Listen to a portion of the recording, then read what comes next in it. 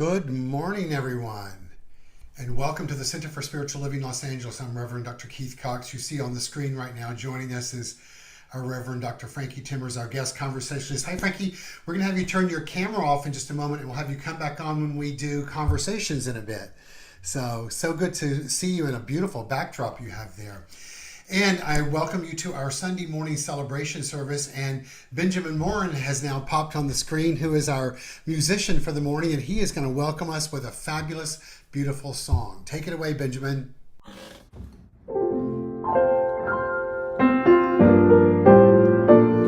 You can play the game, you can act out the part, though you know it wasn't written for you. But tell me, how can you stand there with a broken heart, ashamed of playing the fool? One thing can lead to another. It doesn't take any sacrifice. Oh, father and mother, sister and brother, if it feels nice, don't think twice. Just shower the people you love with love. Show them the way that you feel. Things are gonna work out fine if you only will. Do as I say, shower the people you love with love. Show them the way that you feel. Things are gonna be much better if you only will.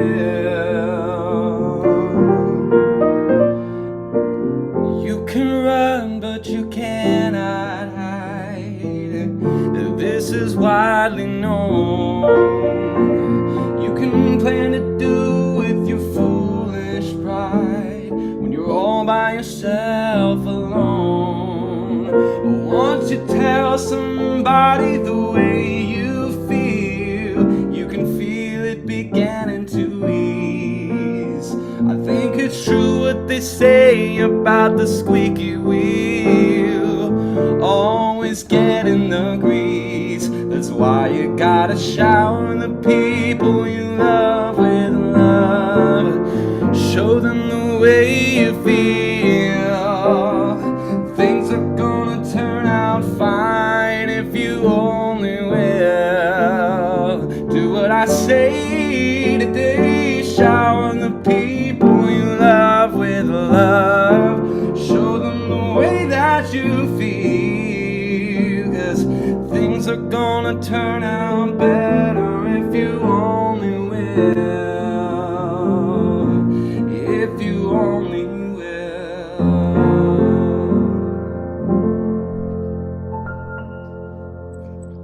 And I think we can all agree we will. Amen. Right? Shower, shower, shower. Good morning, Benjamin. Good morning. I know it's almost afternoon, or it is afternoon where you are, It right? is. I'm in Nashville, Tennessee.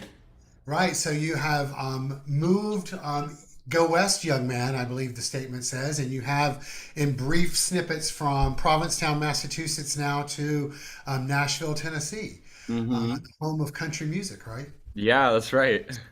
Good. I love it. Well, it is such an honor and a privilege to have you with us here today. It's your first guest soloist with us. You've been with us a couple of times with your own from Provincetown, Hmm. and it's just such a joy to be able to bear witness to your talent and your gift and what is obvious as your love of doing music. Well, thank you. It's an honor for me to be here as well. Good. Well, I know you have some beautiful music planned for us. I can't wait to share in that with you and hear you play the piano and just open up and let your divinity flow. Oh, well, that's what I want to do. Good. All right. Well, we'll see you in just a moment when you do that in our ritual. So. Thank you.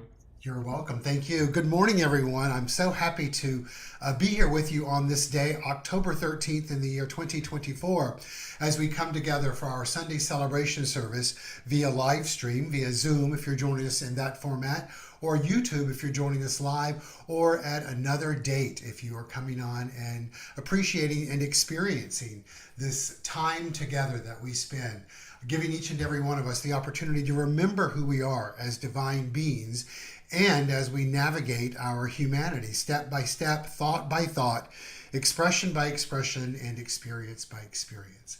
And so in this virtual space that we are in, and on what is typically the third Sunday of the month, but I believe it's the second Sunday of the month because we're in person on the third Sunday of the month, we're now doing my monthly exchange called Conversations with Reverend Dr. Keith. And so later in our service, I'm having a conversation with the beloved Reverend Dr. Frankie Timmers, who you got to see her beautiful being of light in physical expression come on just earlier, and she'll be back with us later to do that. So without further ado, as we say, I'm going to put our opening slides on the screen and we'll move into that part of our service.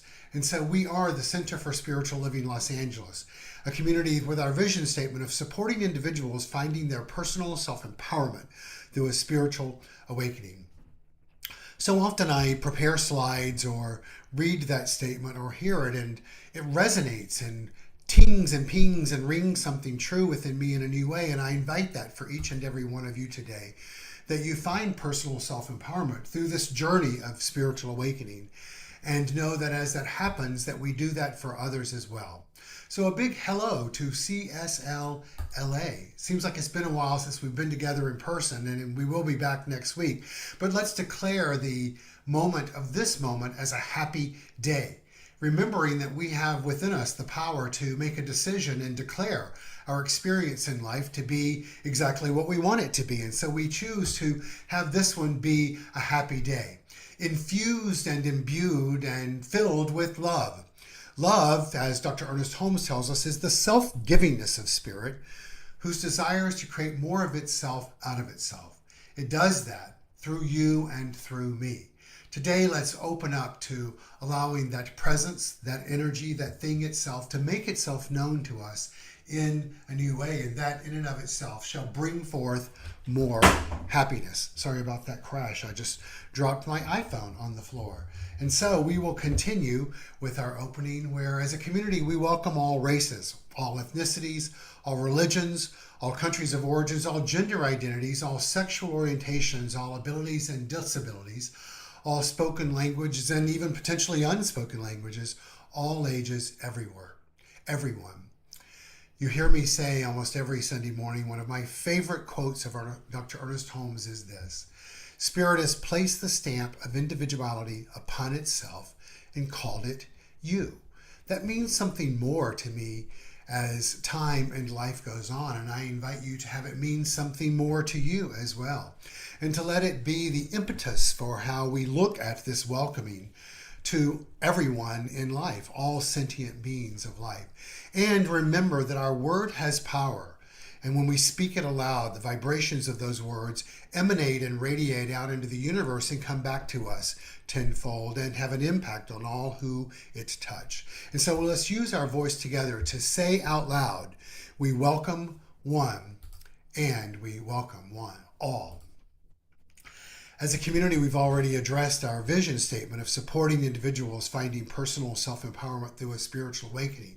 As a community that has gathered together for well over 33, now probably going on 34 years, we teach primarily the philosophy, faith, and way of life known as the science of mind. At its very core, the science of mind is focused on the basic premise of change your thinking, change your life.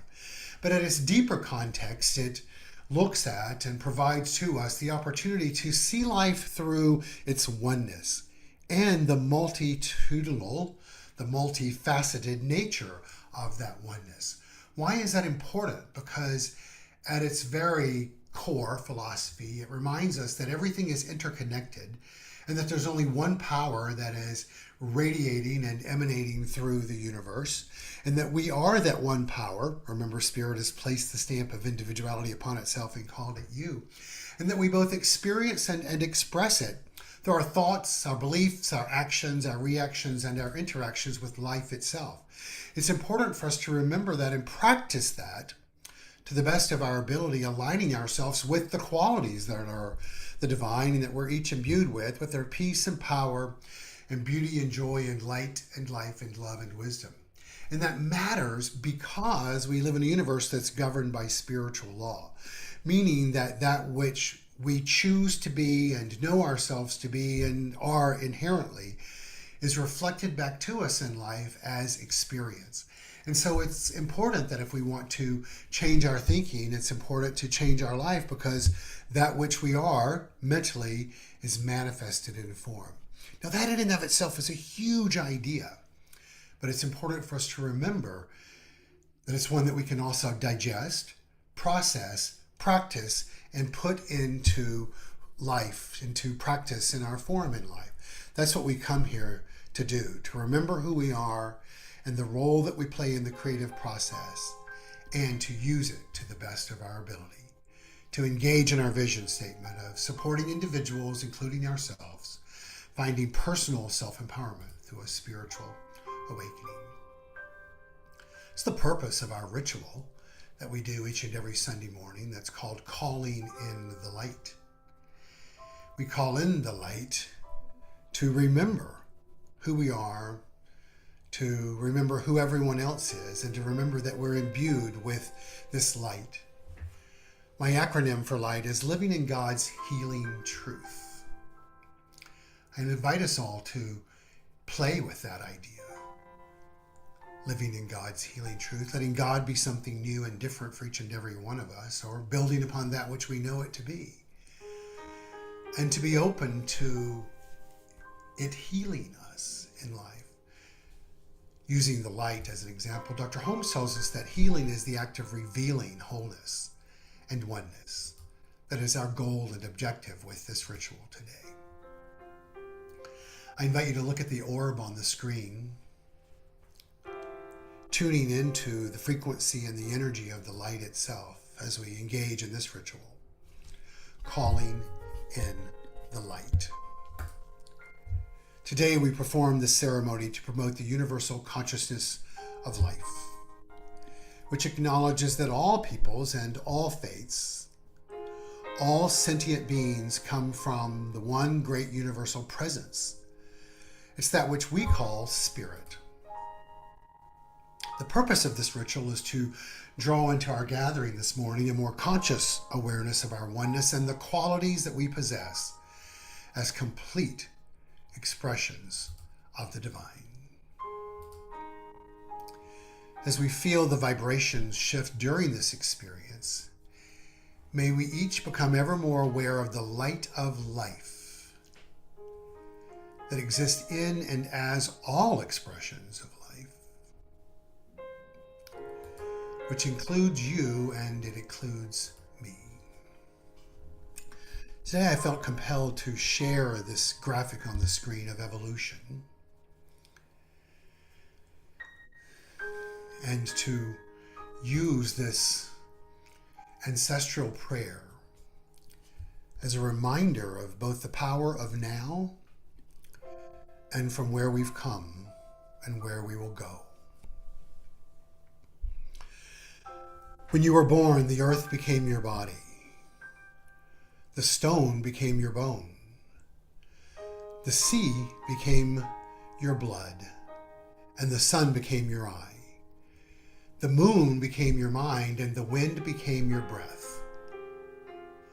When you passed to the other world, your breath became the wind. Your mind became the moon. Your eye became the sun, and your blood became the sea. Your bone became the stone. Your body became the earth. When you were born, you did the same for us. You called forth the earth and the rocks. The sea arose and the sun descended. The moon shone down and the winds sang. For those who come after, we shall do as you did for us. When we are gone, we shall do as you did before. Let's let this ancestral prayer take root within us and be a guide for us of the ever-changing nature of life and the sameness and the oneness of spirit that is within us always, that we began this ritual with. Benjamin's now going to come on the screen and take us through the song Calling in the Light, and I invite you to sing along in this call and response song as you'll see the lyrics on the screen.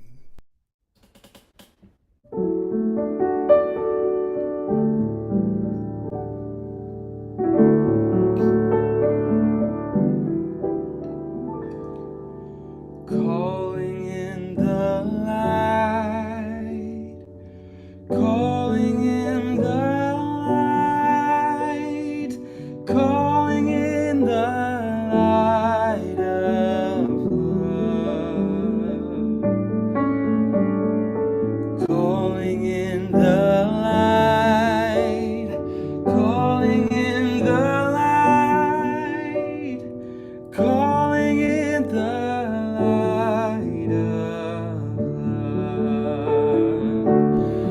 I am love, I am peace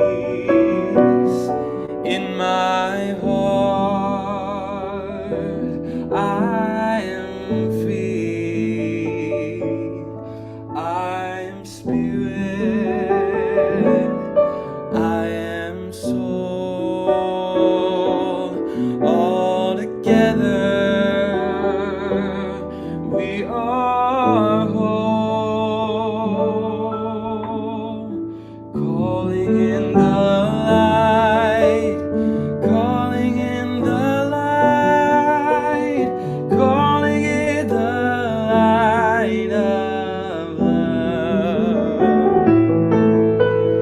Calling in the light, calling in the light, calling in the light of love. Calling in the light of love. And so it is, and so it is, and so it is.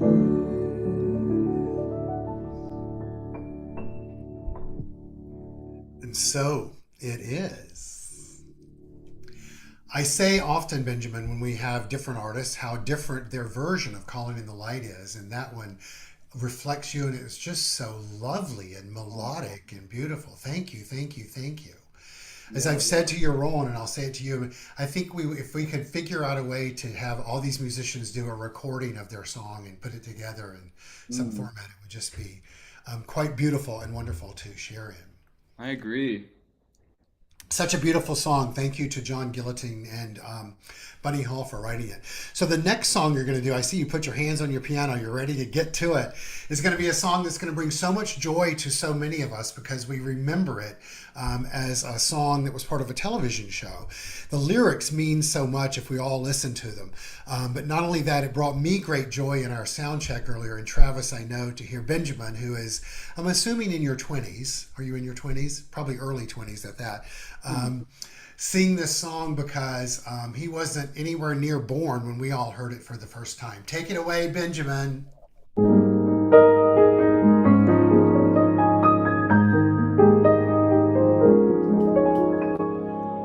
Nobody can tell ya there's only one song worth singing. They may try and sell ya, 'cause it hangs them up to see someone like you. But you've gotta make your own kind of music, sing your own special song, make your own kind of music, even if nobody else sings along. You're gonna be knowing the loneliest kind of lonely. It may be rough going just to do your things, the hardest thing to do. But you've gotta make your own kind of music, sing your own special song, make your own kind of music, even if nobody else sings along.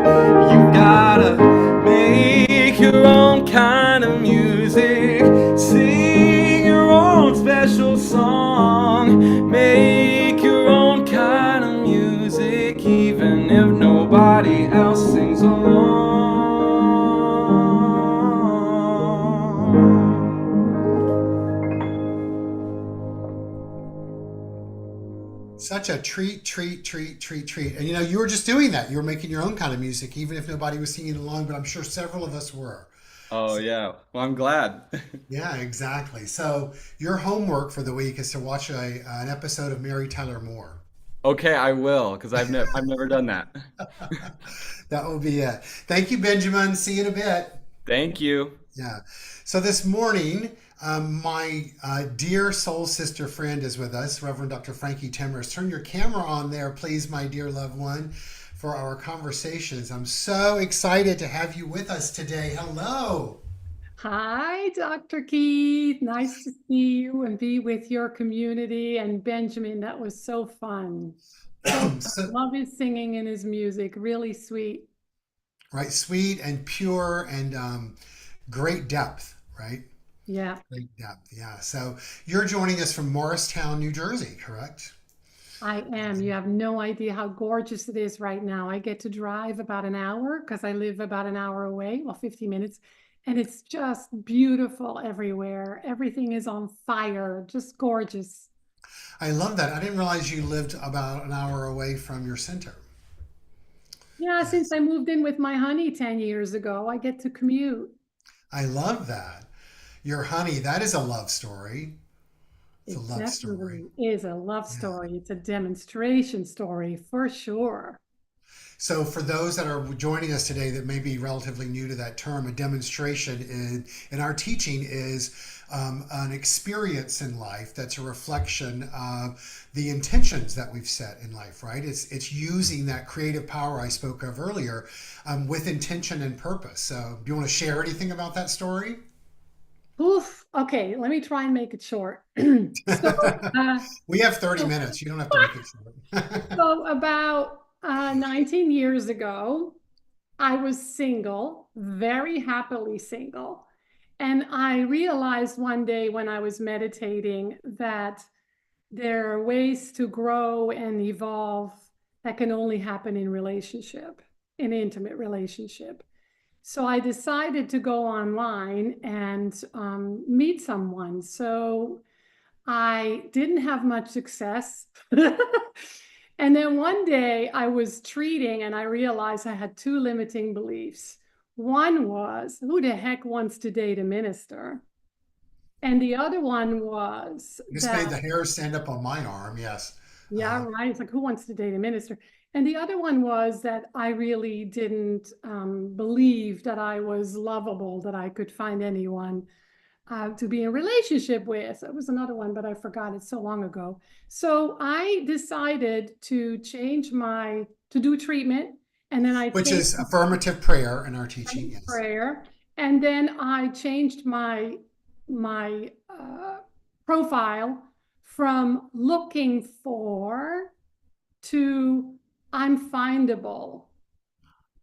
I love that. And Say within that again. From minutes, looking for from to I'm. I'm looking for, instead I changed it to I'm findable. And that was my treatment. And then within minutes, a profile showed up from my Norman who had just changed the miles because we are like 50 miles apart. No, 40 miles apart. He changed the miles, he increased the miles. And he had a pathetic profile, just an old picture of himself and a phone number. And I called him and we were on the phone for 2 hours. And that's almost 19 years ago. I can't believe I've never heard that story. I remember sitting with you having coffee in, I think it was Denver or somewhere, Salt Lake somewhere. And I don't think I heard that story. So it's been 10 years now, right? Well, it's 19 years in January, but the interesting part Because you for guys have me, been together 19 years in January? Yeah. yeah, in January, and I moved in with him 10 years ago. I told him when I met him, I will never marry you and I will never live with you. We're not married, but we live together, and we're actually house shopping tomorrow. But anyway, the big piece of it that I want to share too is that you know how Marianne Williamson used to say, make a list of the kind of person you want to be with? Well, he Mhm. was everything not on that list because the universe played a big joke on me. I wanted somebody interesting and artsy and a foodie and had traveled, and he had done, the most exotic food he'd ever eaten was Chinese food. And the furthest he'd ever traveled was from New Jersey to Georgia. So I had lots of judgments about him because there was a lot of things I judged and criticized. But that's how the universe plays with us. But the big message when we met was that I saw his heart, Yeah. and his heart was pure gold. And I've always He had, radiates, he just radiates that pureness. he does, and he's crazy, but yeah, he does. As Bill Maher said the other night, aren't we all a little crazy? Wouldn't have it any other way. Well, Frankie, that story leads us perfectly into our theme for the month, which is grace is happening through me. And you know what my name was on the profile? Norman swears by it, but I don't. He said that my name was Grace on the And profile. how interesting, there's a television show called Frankie and Grace, or Grace I and love Frankie. that show. So, what does grace mean to you? I love it. We're also both drinking out of a mason jar. Mine's bigger than yours. Speaking of grace, yes. So Okay. I love that word grace. It's probably my favorite word because to me, grace is just the divine flow that is always happening. Always, always, always, always, always, no matter what. Even if we don't believe it, we don't see it, we don't feel it, it's happening. Mhm. And more, we just get to surrender to it and remember it, you know? Mhm. I love that because especially given the story of the way Norman came into your life, it just goes to show that there's, I'm going to call it magic, like magic and the mystical nature of spirit is, as you were saying, it's always happening around us and through us. And if we can get, as I might have been Emerson that said, get our bloated nothingness out of the way, right? And that means something different if we're open to it each time we get it out of the way, right? Like I think that we can. I'll speak for myself. I'm at a stage in my life, and I love that relationship story because I'm ready for. I was sort of like you. I had such restrictions on myself. Like I'm like and I have friends of mine saying to me, like, you should be in a relationship. I'm like, well, I don't want to marry anybody and I don't want to live with anybody and I don't want anybody sleeping over. And they're like, dude, like you need to lighten up a little bit. And so You I have understand. that. You create it. I know. But we create it, but also it's the key to the mystical nature of opening up to it, right?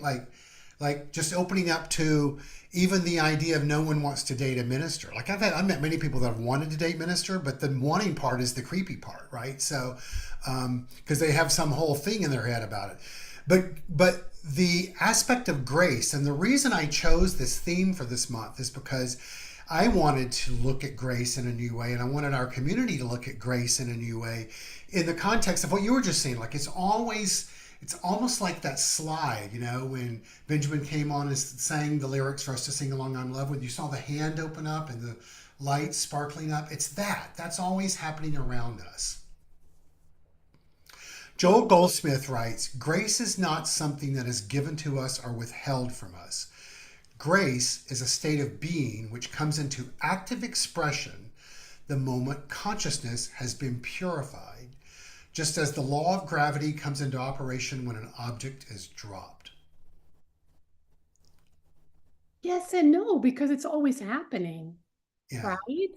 So when if it's happening within our experience, then we can feel like it's there and it's not there. It happens and it doesn't happen. And how does it happen? How does it not? So it allows us to really see whether we're aligned with it or not. that's the key. I believe what Goldsmith is saying there, because I've used this quote before on my daily text for the day.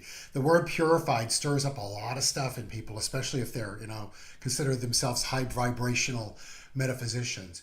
I think what he's talking about is that when we clear our mind to the point that we can experience the grace, we can see the grace, we can be open to it. Doesn't mean that we're not inherently pure. It's about moving that which has blocked it out of the way, right? Like you did it intentionally with your profile, right? Norman did it by changing his restrictions on mileage, right? There are different ways to open up, which opens up that clearer avenue, if you will. Yeah, and he's Presbyterian, and he was thrilled that I was a minister. He's not into this teaching, but we just jive. It's just different. And so it's really this idea, that I have a guilty pleasure. I watch Love is Blind on Netflix. Uh-huh. And I love watching that because I just really love seeing people, how they think about relationship and how they get in their own way and how they stay open and how they listen and how they speak. It's such a fascinating thing to me because if we really watch and listen to ourselves, watch ourselves and listen to ourselves, we can see what gets in the way.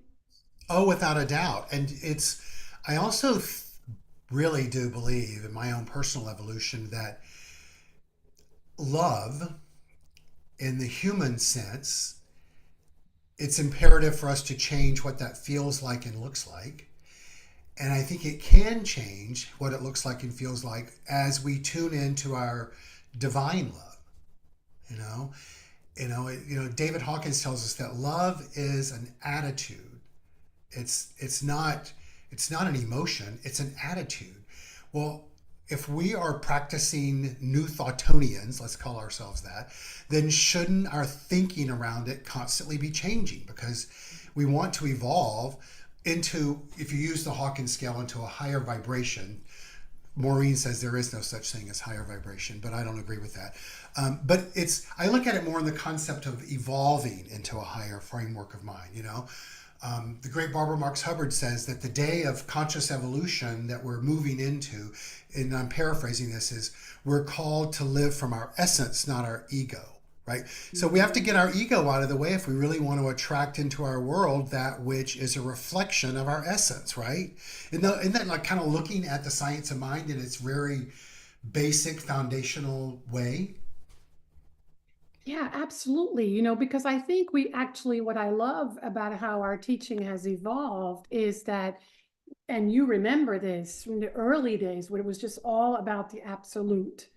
And there was a lot of shame around the experience of the relative, at least for me. And so now we say, well, it's both ends. It's no longer either or. And if people want to be an absolutist, and that's okay too, there's room for that. So it's the idea of knowing that in our human experience, what we're experiencing is just insight and information about where we want to be more connected to our own essence and how we want to live that. So You know, instead of the beating go no, ourselves up for yeah, it, it's yeah, it's the way in. yeah.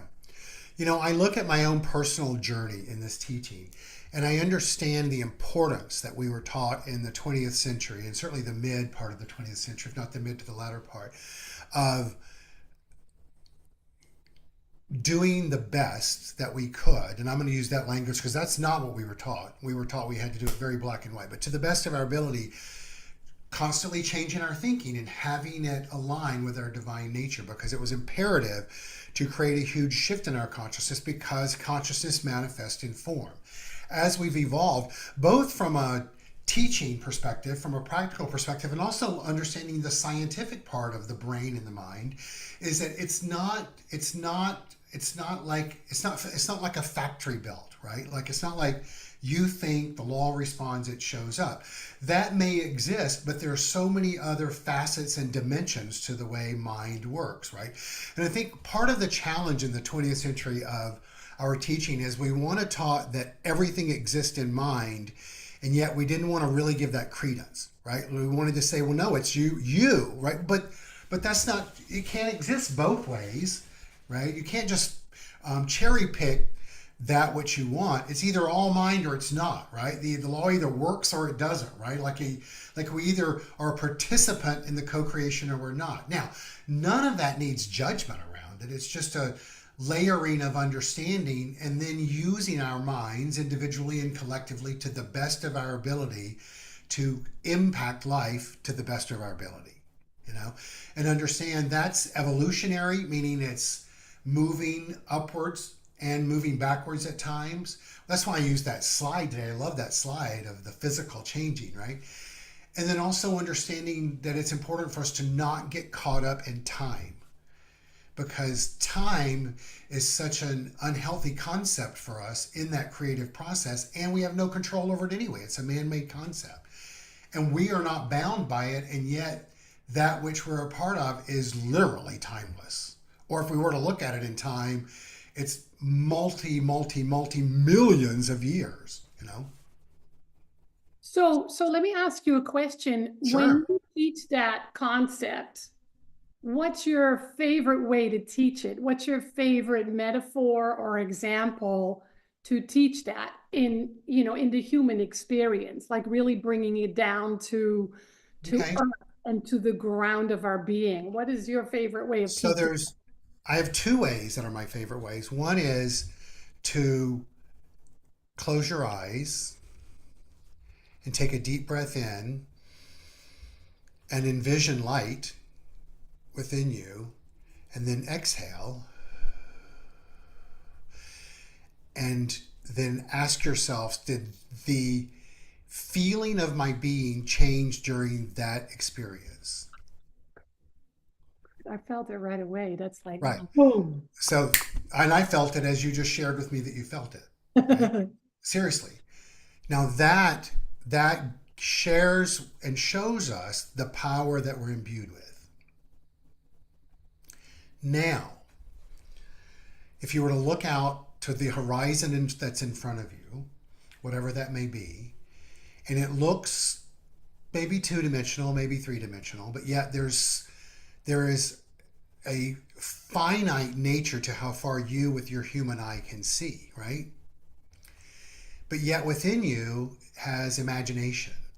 And you can imagine yourself seeing, like right now, the furthest I can see is a chimney cap on a chimney that I know it's on the other side of the street behind me. But I can look beyond that chimney cap, even though there are clouds back there. And in my mind's eye, I can see what exists beyond that. And I know intellectually what is below what I can see beyond that is the 40th anniversary of the AIDS walk taking place. So there's all these people on the ground moving right now, right? And then I can imagine what's beyond that and beyond that. And eventually I can know that beyond that, at some point, I saw the moon in the sky, right? And I also know that beyond that, there's also energy and light. And I know with wisdom and intellect that beyond that is light that I can see that no longer exists in physical form, but it exists because it never dies. Right? Now, that's also an example of the absolute, of the divine that's within us. Both of what we just experienced exist. That energy that is perceived as beyond, but yet real, that our imagination can see, but is real as well. And we have the power within us to harness that through our breath and changing our mind. How did I do? Awesome. Awesome. Because, I think that the key is to take that breath and to just Exactly. pause and get quiet, right? So I find that most important is to be still and to listen. And because one of my teachers says that, there's weapons of mass distraction, he's been saying it for a long time, is Uh-huh. that we're so easily distracted, right? There's so much going on with our relationship with our phones and our screens, right? So to give ourselves enough time to be still and to imagine and to just experience what is beyond what, because most of the time when people are struggling, they're just seeing what's before them. They don't take the time to be still and look a little further and further and further. So it's a great example. I love it. Thank you. I think I really believe that part of the key to getting quiet and taking a breath and listening is the listening piece, right? It's the being open piece. I'm going to say, so I've been in this teaching since 1982. So what is that? 42 years, right? So, let's just say it's 38 years I've really been into it. For the first third or first half of that, I really believe that It was my responsibility to use my mind to the best of my ability. And I used it in magnificent ways. I know that on my journey of my life, right? I know that through the gift of this teaching and this philosophy and being open to that, I co created a life that in many parts of my life was unimaginable. And I'm so grateful I did that. In this next portion, or this second half, what I've learned is to be open to it showing up, not me using it, but almost flipping that and being open to it showing up and guiding me. Like calling on that ancestral energy of the divine to guide me, to bring forth that grace, to feel it, to experience it, to let it be tangible and intangible all at the same time. That's where I believe the mystery and the magic is. I'm going to read a poem to you. It's it's written by one of my favorite poets. His name is Matty Stepanek. I don't know if you're familiar with him or not. Do Yeah, you know him? yes. I want to see what speaks to you in this poem. Our life is an echo of our spirit. Now remember, he was 10 years old when he wrote this. Our life is an echo of our spirit today, of our essence, as it is caught between our yesterday and our tomorrow. It's the resounding reality of who we are as a result of where we have been and where we will be for eternity. He was, such a beautiful incarnation, and everybody knew it, that there was more to him than what we could see. I think so much of this, for me, as I am aging, I'm finding it's very much an aging thing, but I think it's also going through trials and tribulations and really deciding to, I want to say not, I decided not to be a hypocrite. And I decided to really embody the teaching through some of my challenges, health challenges I had a few years ago. And it was a very determining moment for me. And what has happened since then is where I so much more just trust everything. I Yeah. trust everything. I mean, and that's what he did, right? He didn't fight his condition. He didn't judge it. He didn't use it as a victim. That's what I remember anyway. But to just really surrender and trust everything, to trust everything that's given and everywhere we are and everywhere we're going and everything that's happening. I haven't mastered it 100%, but I am so much closer than I've ever been. So it's such a way to feel free. And that's how I've always seen you, though. I always felt like you were such a free spirit and so out there. And I've always loved watching you being free and just following what you love and who you are. So, we don't know each other super well, but we've been in each other's lives a long time. So Oh, yeah. I wanted to think about how people inspire us, because we can really take that in. And a big part of that is to watch people and see them use this teaching and trust the grace more than the stuff that's happening. Well, thank you for that. And I felt so blessed to be able to both bear witness and support you on your health journey. Boy, talk about grace and using this teaching in a way to shift consciousness and shift experience. Um, yeah, and I hope at some point you have documented that and you're going to publish it if you feel like sharing it with the world. But it is. No, I haven't. But one of the things, I don't know if you know this, I am retiring in March. I'm calling it re-inspiring. I And think I was aware of that. Yes. Good for yeah, you. and I'm creating, oh my God, I'm speaking it into being now. I'm creating a card deck called Science of Mind in a Box. Uh huh. So it's really all about using these cards with different prompts to navigate our way through our day-to-day living. And I don't know. I just don't remember a lot of that experience. It's very weird. I really don't remember a lot of it because it feels so far in the rear mirror now. And it's so shifted me and inspired me that it's no longer about that story. So I don't know if I'll ever do that. Well, I honor that. I It's know. just a great testimony. That's what I'll say. That's The true. um, the I understand what you're saying about the past. I feel the same way about my last relationship and other things, but that I don't dwell in the past because I think it's unhealthy for us to dwell in the past. And also, I believe that so often our memories of the past are skewed with emotion, so they're not even really factual, right? So um, I get that. I get that. Um, so let's talk You about planted the a seed and it won't just blow into right. the air because there is something to it, right? There is something Oh, approaching it in a different way because I really do believe that all of us who are in this teaching, when the what hits the fan, that's when we find out how we've evolved in consciousness and what we really believe about the teaching and about spiritual mind treatment and about using the law. well, our great friend Maureen Hoyt tells us that there are typically two ways we can awaken. One is through inspiration, and the other is desperation. So and Or, we get to by a we hit get, clapper on the head. and we get to decide which ones we prefer. So Yeah, and then we can go kicking and screaming, or we can surrender and trust the entire right, process. right, and sometimes know that kicking and screaming is okay too. So it's all part of it.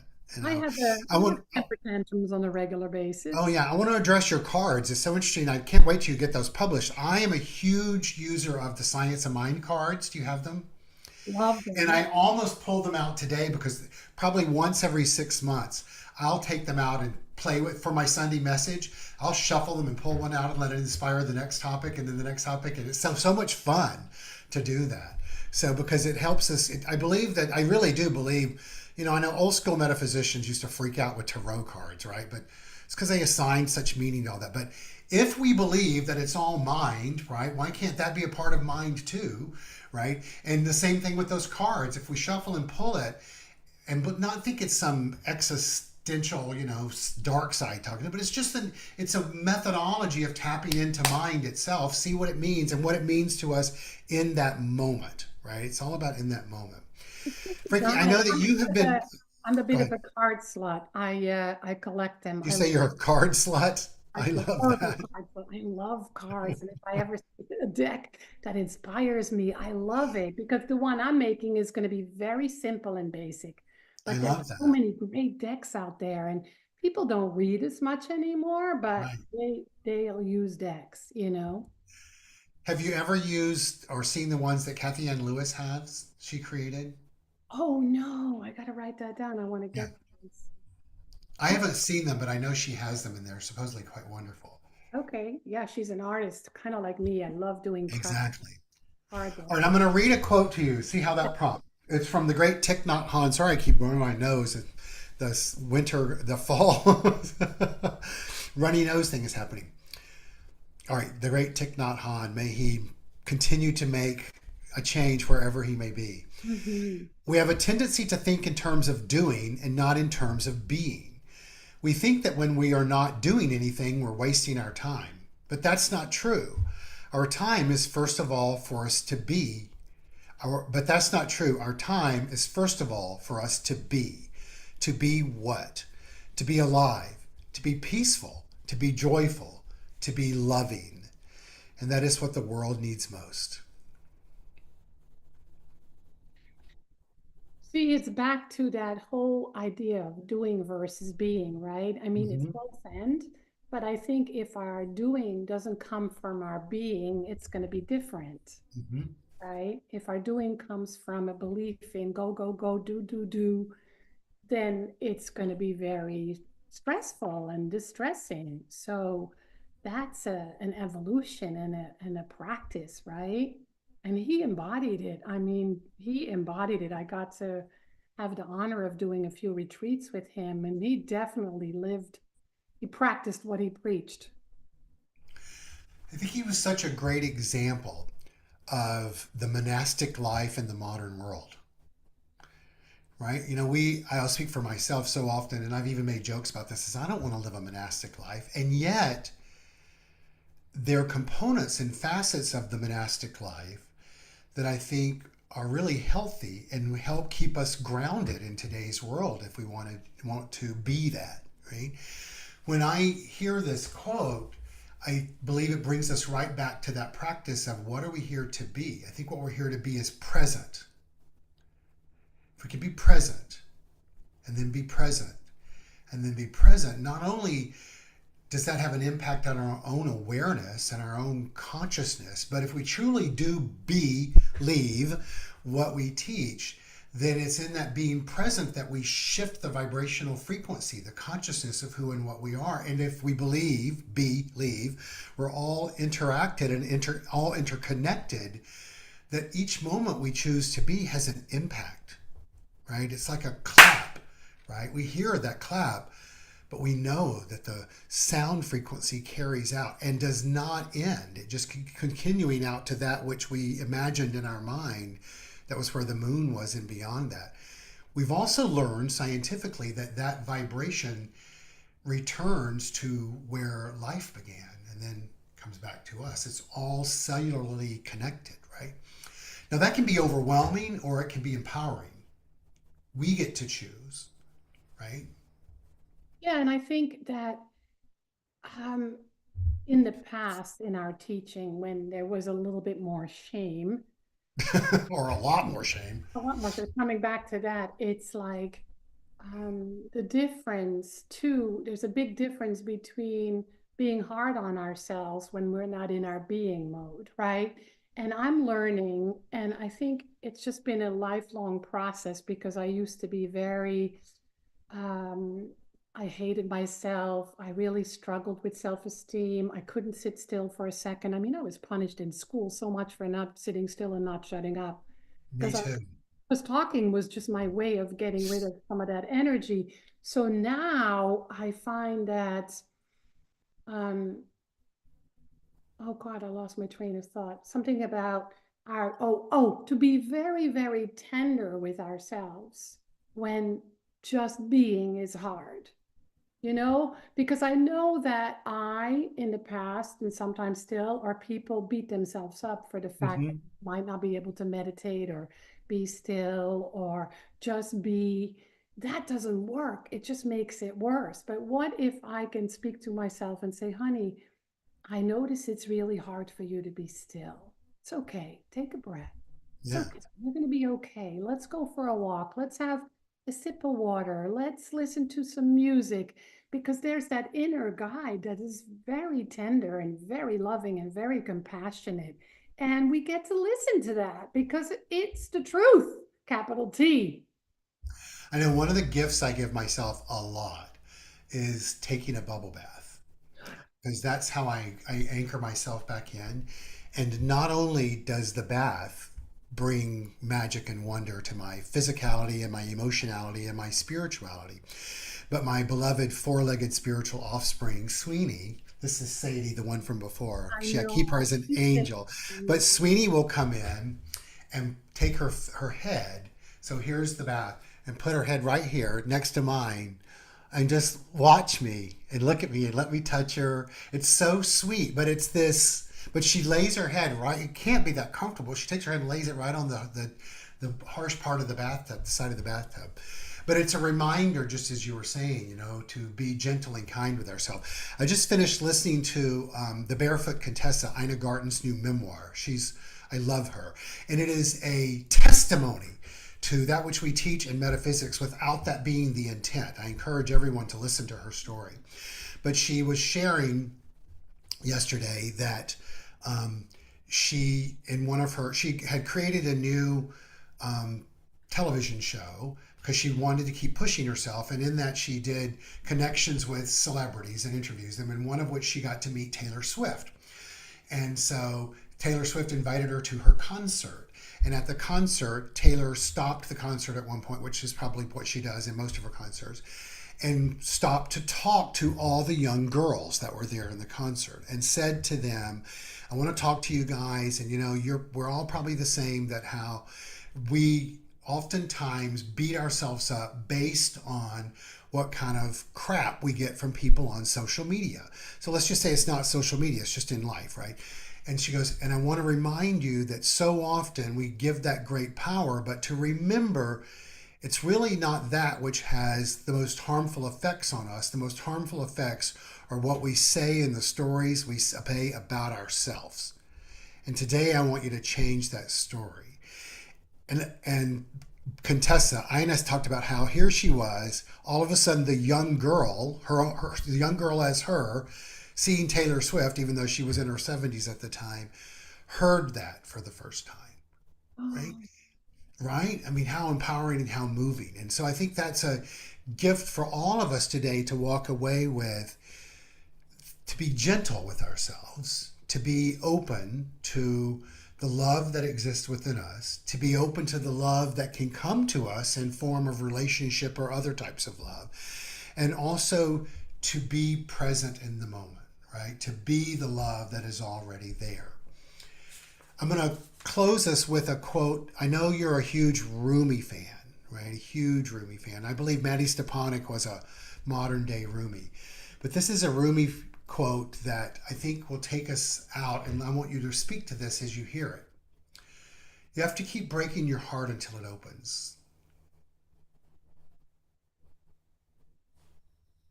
I don't have a whole lot to say except that when my mother passed, somebody sent me a card and it said, "A broken heart is an open heart." And first I was pissed off. Then I went, oh, oh, and I have never forgotten that. So yes, it's really not being afraid to have a broken heart. I mean, I don't know about you or all people there or watch this, but I feel heartbreak and grief every single day Oh, yeah. going on in the world. But that's love. Yeah. Grief is just love in action. And so living from that is different than just being afraid of it. So, yes, break my heart, universe, break my heart, Yeah, baby. break it, keep breaking it. Well, my heart is so open because we've got to play today. I know we haven't seen each other in person in so many years. And I'm just so deeply thankful for technology that can allow us to feel each other as we share this and feel our history and honor each other and love each other and know that we are a part of each other's being. I know that. I know that. So I'm so incredibly grateful to you and for you. So I thank you, love you thank you, so thank much. you. Thank you for having me. Me too. So I'm going to let you step off now. Ben's going to come back and sing another song for us. And then at the end, we're going to have you come back and give us a prayer or a meditation. How does that sound? All right, cool. All right, Ben, take it away. Gonna do another James Taylor song.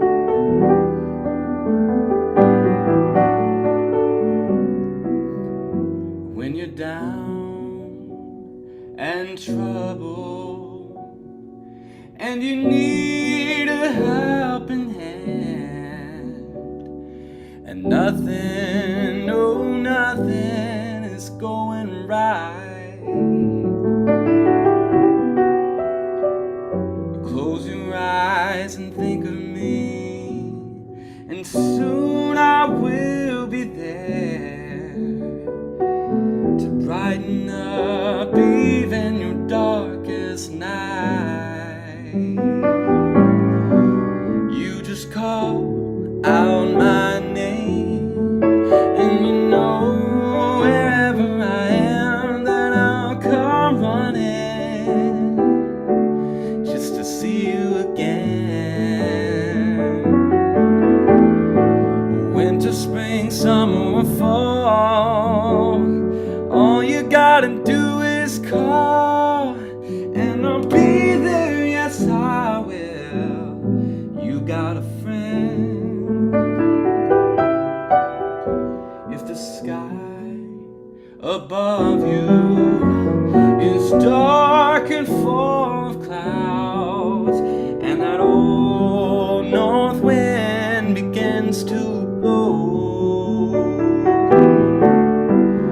just keep your head together and call my name out loud, and soon I'll be knocking at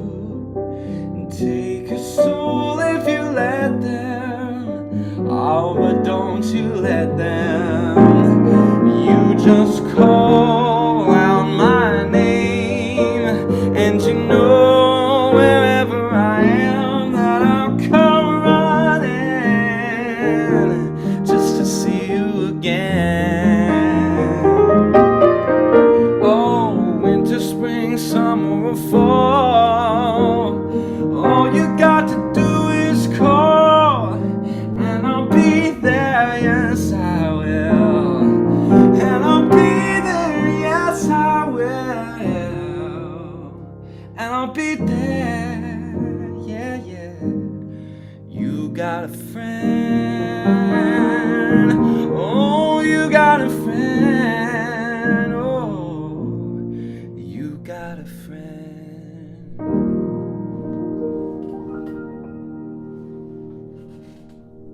Speaking of recordings, you should record that Oh, good. Well, thank you. on your first album. Perfect. Yeah, just quite wonderful, wonderful, wonderful. Benjamin, it has just been so delightful to have you with us today. Oh, thank And you. not that we didn't love you with your own, the two of you were great, but let me tell you, you stand very well alone on your Oh, own. So, thanks. and I love not only your voice and the way that you sing and share your light, but your confidence is really spectacular. So thank you, thank you, thank you. You have a beautiful road ahead of you in life and certainly in the profession of being a musician. Thank you so much. You're welcome. You're welcome. And if you ever get to LA on a Sunday that we're in person, we'd love to have you there. I would absolutely love that. So good.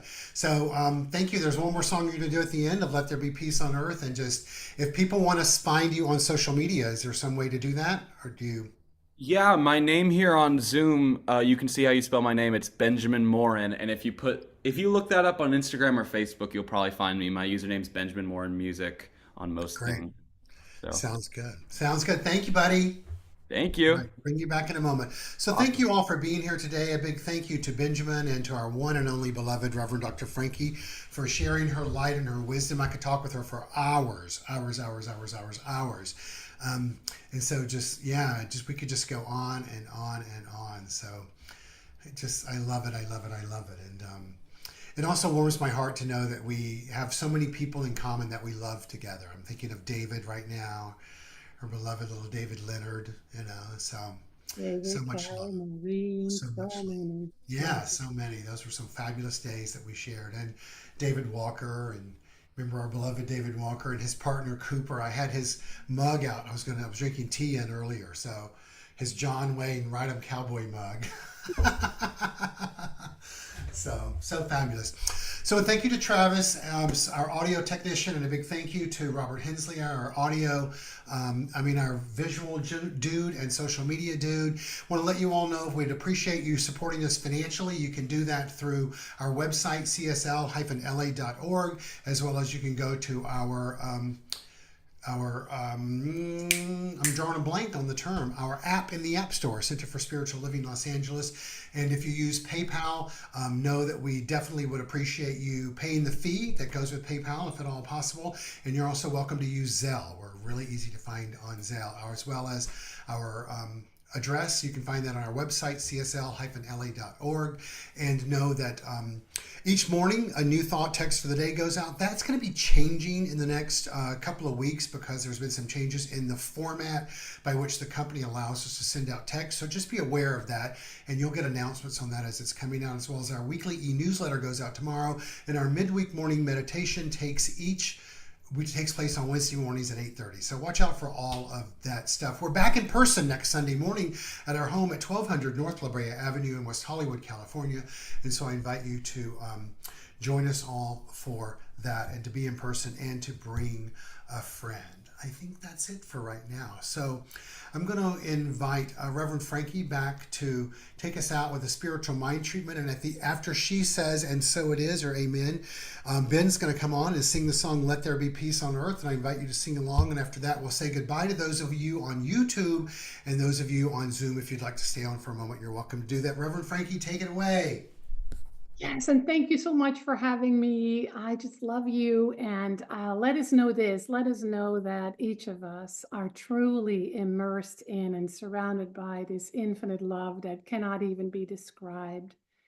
Whether we call it grace or God or good or universe or creative intelligence, it is that and so much more. For when all those names are distilled, there is only the oneness of all life, and each of us embodies it in such a glorious and unique way. And so today we had the experience of conversation and music and all this generous support in the background. And all that is just one small example in the physical world of what is happening in the greatness of all life, in the expansion of all life. So each of us, in our own way, right here and right now, opens to the grace that is ever giving, ever available, ever our foundation, and ever our invitation to truly surrender to the divine activity of spirit itself and to trust everything that's happening in our lives, knowing it is for us and for our good. So, with awe and gratitude for this time together, but also for all the beautiful communities of Centers for Spiritual Living, and especially Center for Spiritual Living Los Angeles and Reverend Dr. Keith Cox, I just allow this gratitude to fall into the infinite abundance of universal law, knowing that it is doing its work to continue to support it and lift it up to its highest expression. That's all there is, because we know that the law does the rest for ourselves, for each other, for our communities, and for life. And so it is. And so it is. Benjamin, take it away.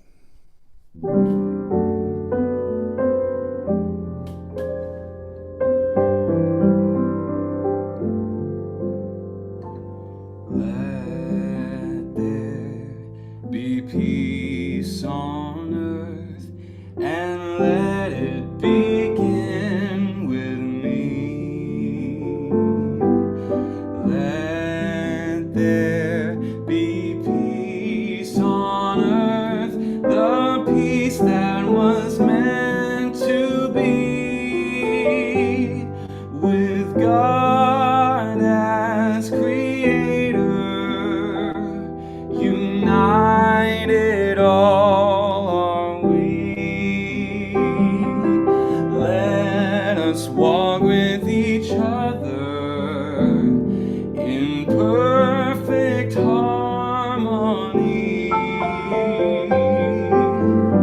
Let there begin with me. Let this be the moment now.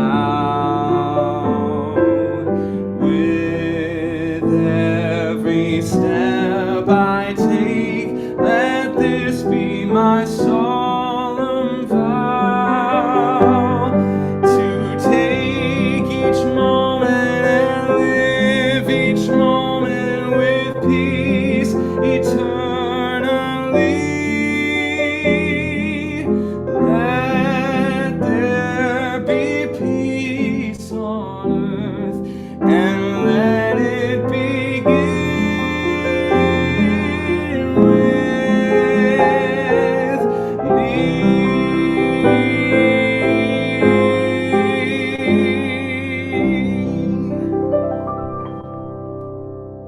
Thank you all. Have a fabulous day and a fabulous week, and continue to be the presence. Peace out.